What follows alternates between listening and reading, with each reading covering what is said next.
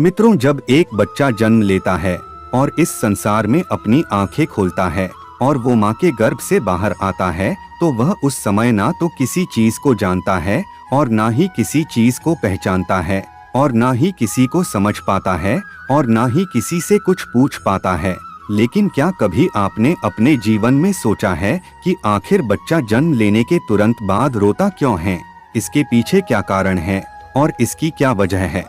हिंदू धर्म शास्त्रों के अनुसार वैसे तो इसके पीछे एक पौराणिक कथा की मान्यता है, लेकिन यह एक ऐसा सवाल है जिसके बारे में हर कोई जानना चाहता है कि आखिर बच्चे जन्म लेने के तुरंत बाद रोते क्यों हैं। अगर बच्चा जन्म लेने के तुरंत बाद रोता नहीं है तो आपको समझ लेना चाहिए कि यह एक बुरा संकेत हो सकता है, क्योंकि ऐसा बच्चा मृत भी हो सकता है। और यदि बच्चा जन्म लेने के तुरंत बाद रोता है तो यह आपके लिए एक खुशी की खबर होती है कि आपका बच्चा जीवित है, क्योंकि बच्चे के फेफड़ों में एमनियोटिकस फ्लूइड भरा रहता है। ये वो पानी होता है जो कि माँ के गर्भ में शिशु को महफूज रखता है और फेफड़ों में ऑक्सीजन की चेंजिंग में रुकावट बना होता है। इसलिए इस पानी को बच्चे के फेफड़ों से निकालने के लिए यह जरूरी होता है कि बच्चा जन्म लेने के तुरंत बाद जोर से चिल्लाए।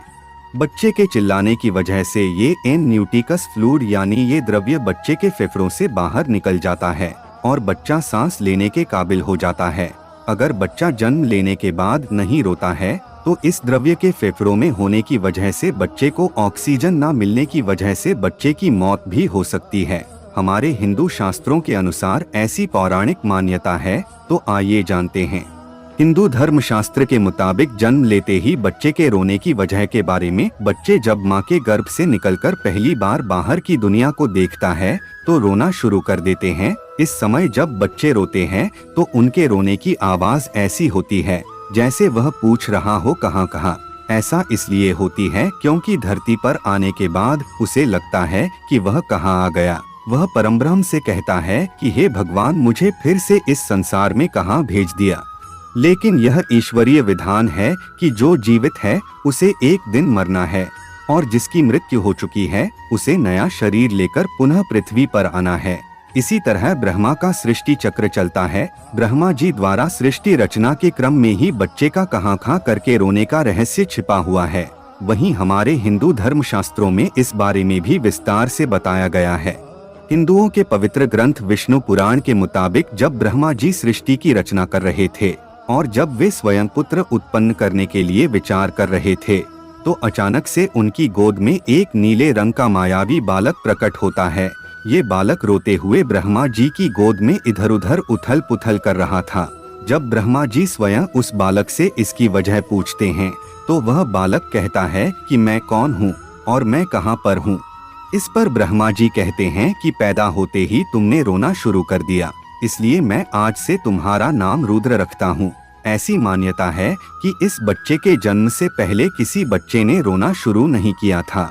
बस तभी से जन्म के बाद बाकी बच्चों में भी रोने का नियम बन गया। ब्रह्मा जी द्वारा नाम बताने के बाद यह बालक 7 बार फिर रोया, इसलिए ब्रह्मा जी ने इनके अन्य 7 नाम दिए। ये नाम है भव, शर्व, ईशान, पशुपति, भीम, उग्र और महादेव। इस तरह रुद्र के यह 8 नाम हुए। रुद्र से पहले किसी ने उत्पन्न होने के बाद रोना शुरू नहीं किया था। इनके बाद से ही जन्म के बाद बच्चों के रोने का नियम शुरू हुआ। जो बच्चा जन्म लेने के बाद नहीं रोता है उसे चिकित्सक रुलाते हैं, इससे बच्चे की आवाज खुलती है। मित्रों, आज की वीडियो में बस इतना ही। अगर वीडियो पसंद आई हो या फिर जानकारी अच्छी लगी है तो वीडियो को एक लाइक करके चैनल को सब्सक्राइब जरूर कर दें। धन्यवाद।